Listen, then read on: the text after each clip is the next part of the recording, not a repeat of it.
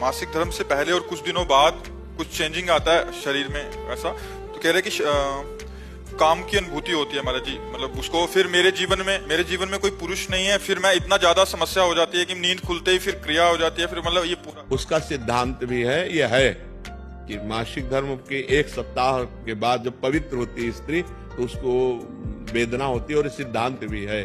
तो अब उसको सहना पड़ेगा। जब पति नहीं है तो व्यभिचार की आज्ञा तो शास्त्र देता नहीं है, फिर राधा राधा राधा राधा रटकर ब्रह्मचर्य धारण करना चाहिए, ब्रह्मचर्य की भावना पुष्ट करनी चाहिए। अब इधर अपने जीवन को इस तरह से बर्बाद करने से तो कोई लाभ मिलेगा नहीं।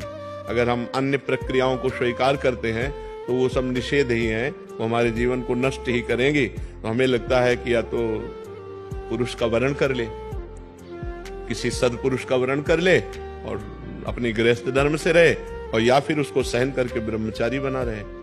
ऐसा नहीं है कि हमारे अंदर जैसा आवेश आया, वेग आया, हम वैसे ही कर ले। फिर तो हम में और पशु में अंतर क्या रह गया?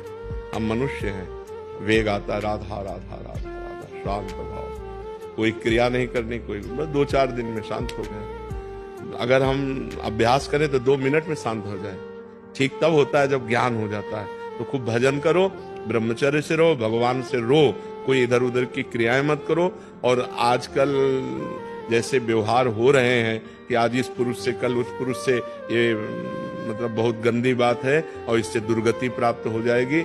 इसमें धर्म नहीं है, बिल्कुल पाप ही पाप आचरण है। बहुत संभल के, बहुत सावधानी से कदम बढ़ाओ, जिंदगी कहीं खतरे में न पड़ जाए। अगर ब्याह नहीं करना तो ब्रह्मचर्य से रहो, ब्याह करना है तो किसी अच्छे पुरुष का भगवान से प्रार्थना करके, देख समझ करके उसको तब, शरीर को तब देना चाहिए जब आजीवन के लिए व्यवहार हो जाए। शरीर को नहीं देना चाहिए। हम दोस्ती कर सकते हैं, व्यवहार कर सकते हैं, लेकिन व्यभिचार नहीं कर सकते। हम तब तक शरीर को नहीं देंगे जब तक आप हमारी परीक्षा में पास नहीं हो जाओगे। खूब देख समझ करके, सुनकर, और जब शरीर दे देंगे तो आजीवन के लिए दे देंगे। ये डिवोर्स फिवोर्स ये हमारे सनातन धर्म में नहीं है। हमारे धर्म में है, एक बार समर्पित का हाथ मिलाया तो आजीवन निर्वाह किया। पीछे डिवोर्स आदि के शब्द ही नहीं थे। तो हमें लगता है गंदे आचरण करके जीवन को व्यर्थ में क्यों बर्बाद किया जाए, बहुत संयम से रहा जाए।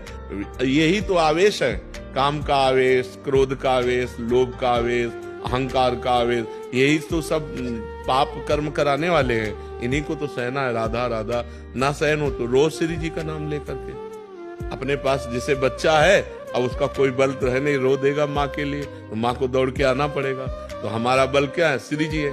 तो हम जब हम विकल हो, कोई हमें आश्रय, तो हम गंदी क्रियाएं नहीं करेंगे, रो देंगे कि प्रभु आप देख लो।